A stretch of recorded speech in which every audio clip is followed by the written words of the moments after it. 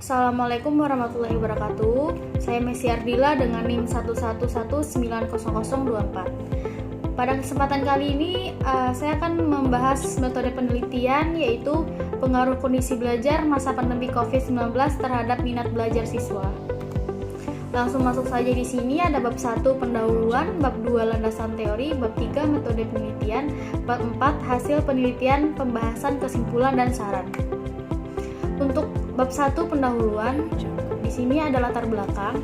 Pendidikan merupakan faktor penting dalam upaya menaikkan sumber daya manusia di sebuah negara, khususnya di Indonesia, sesuai dengan cita-cita bangsa Indonesia yang tercantum dalam pembukaan Undang-Undang 1945, yaitu mencerdaskan kehidupan bangsa. Berbagai cara telah dilakukan untuk mencapai cita-cita tersebut. Salah satunya adalah melalui pendidikan. Pemerintah Indonesia telah melakukan berbagai upaya, baik memperbaiki sistem pendidikan maupun merekrut pendidik yang berkualitas. Pendidik yang berkualitas akan sangat berpengaruh pada proses belajar, karena proses belajar adalah bagian terpenting dalam pendidikan. Nah, baru-baru ini proses belajar mengajar di Indonesia menjadi sedikit terganggu. Hal ini akibat munculnya virus COVID-19 atau yang lebih dikenal dengan virus corona di Indonesia. Virus ini pertama kali ditemukan di Wuhan, di Cina pada tahun 2019 bulan Desember. Nah, pada bulan Maret 2020, Indonesia mengumumkan kasus COVID-19 yang pertama di Indonesia. Setelah kasus COVID, hampir setiap hari terjadi penambahan kasus. Nah, kondisi ini menjadi sangat meresahkan ketika diketahui proses penularan COVID ini sangat cepat. Nah, untuk hasil penelitian menyatakan bahwa Indonesia sudah mengalami kondisi di mana kekhawatiran masyarakat terhadap COVID cukup besar, sehingga diperlukan kebijakan pemerintah untuk melakukan lockdown sebagai upaya memutus mata rantai penyebaran virus corona. Nah, untuk mencegah virus tersebut, maka dilakukan beberapa cara penanggulangan, yaitu dengan menggunakan masker apabila saat di luar rumah, rajin mencuci tangan, dan jaga jarak fisik atau yang sekarang lebih dikenal dengan physical distancing. Nah, untuk rumusan masalahnya, pertama, bagaimana tingkat kondisi belajar siswa selama masa pandemi COVID-19? Yang kedua, bagaimana minat belajar selama masa pandemi COVID-19? Nah, untuk ketiga, adakah pengaruh kondisi belajar selama masa pandemi COVID-19 terhadap minat belajar siswa?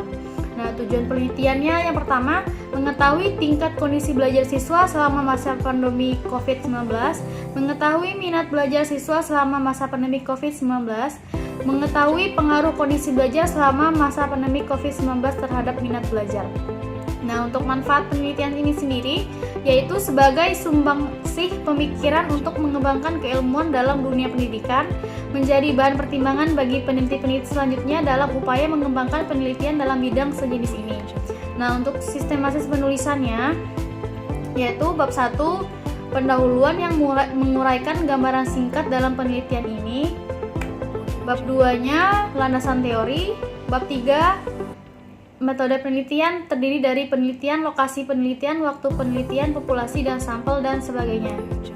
Nah, bab 4 yaitu hasil penelitian, pembahasan, simpulan dan saran. Nah, masuk ke bab 2, landasan teori. Untuk konsep dasar sistemnya, secara luas dari sistem adalah kumpulan elemen atau komponen sistem yang saling berhubungan berbentuk suatu kesatuan hingga tujuan atau sasaran tersebut tercapai. Adapun teori pendukungnya yaitu bersumber pada buku dan jurnalis hasil penelitian. Nah, untuk kajian pustaka, keberhasilan dalam suatu pembelajaran di dalam sekolah sangat tergantung pada peserta didik dan pendidik. Kualitas pendidik tentu saja sudah sangat dipertimbangkan dengan berbagai cara yang dilakukan baik oleh pemerintah maupun sekolah.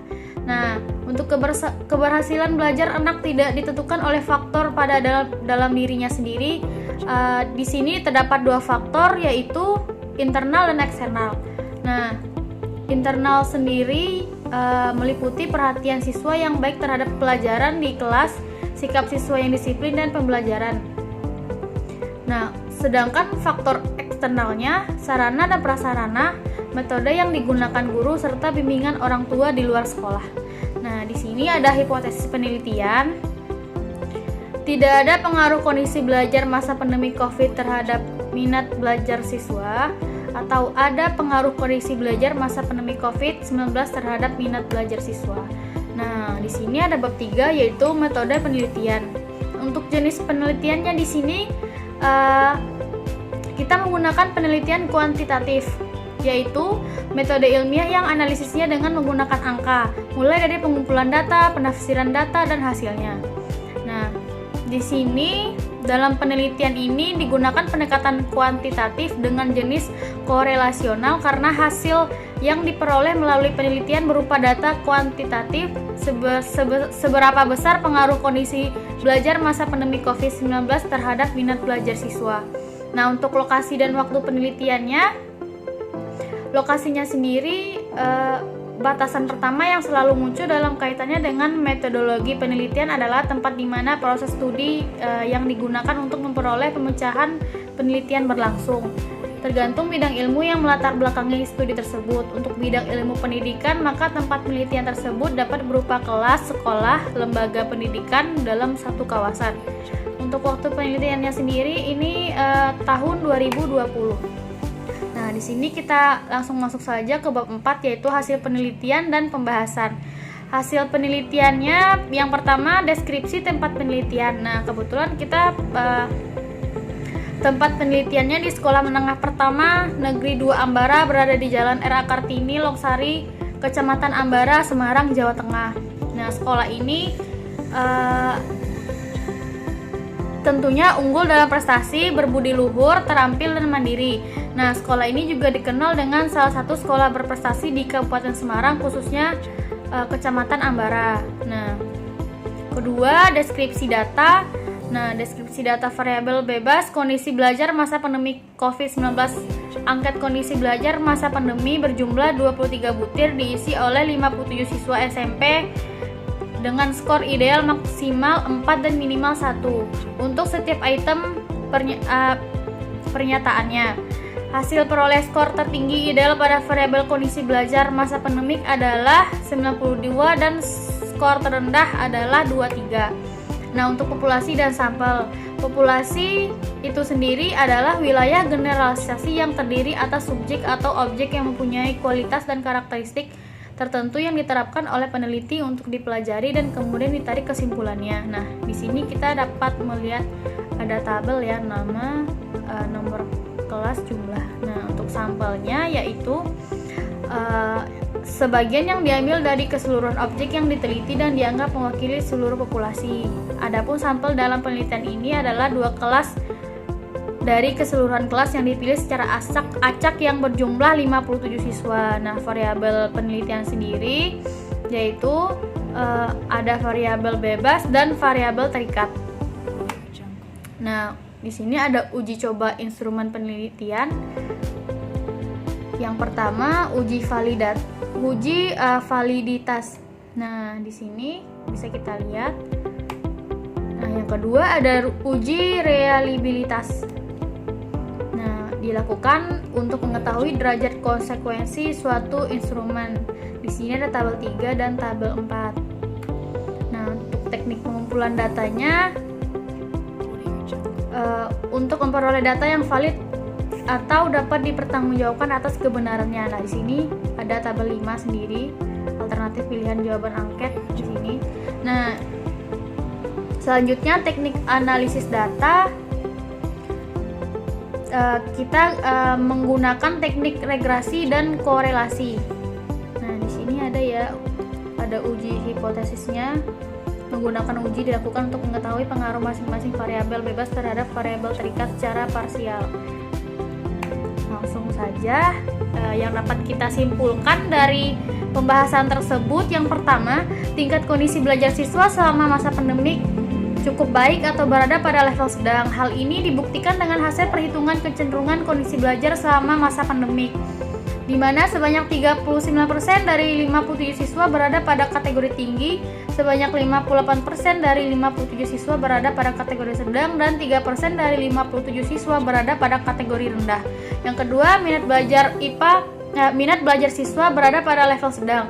Nah, ini pembuktiannya dengan hasil perhitungan kecenderungan minat belajar siswa, sebanyak 7% dari 57 siswa berada pada kategori tinggi, sebanyak 84% dari 57 siswa berada pada kategori sedang, dan 9% dari 57 siswa berada pada kategori rendah. Untuk sarannya sendiri, Dalam melakukan penelitian, banyak sekali hambatan dikarenakan kondisi pandemik yang sedang terjadi sehingga peneliti sadar, maka peneliti melakukan sebuah introspeksi diri lebih dalam untuk melakukan suatu penelitian ke depannya. Dalam melakukan penelitian, objek peneliti juga harus dituntut untuk selalu dan memperhatikan secara seksama tentang problem yang terjadi di lingkungan sekitar sehingga minat belajar pada siswa akan meningkat.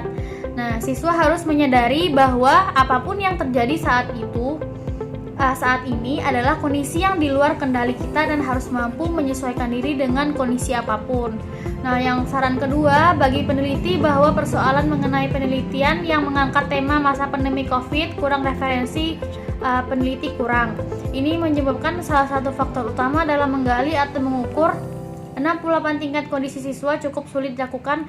Oleh sebab itu peneliti harus lebih kreatif dan inovatif. Nah, di sini ada daftar pustakanya. Sekian itu saja yang dapat saya bahas. Salah dan kurangnya saya mohon maaf. Assalamualaikum warahmatullahi wabarakatuh.